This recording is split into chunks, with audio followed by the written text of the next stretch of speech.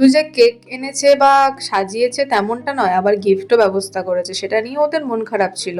কারণ ওরা যেটা গিফট করেছে সেটা অলরেডি আমাকে আমার বার্থডেতে আমার আর একটা স্টুডেন্ট গিফট করে ফেলেছে। এবার ওদের মন খারাপ যে সেম সেম গিফট।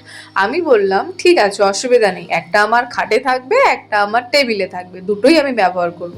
এবং এই গিফটটা ওদের চোখের সামনেই খুলতে হবে, এক্ষুনি খুলতে হবে, এরকম জোর করলো। কি তাড়াতাড়ি বাচ্চাগুলো বড় হয়ে গেল, 5টা বছর দেখতে দেখতে কেটে গেল, 6 বছরে পা দিলাম আমি এই টিউশন লাইফে।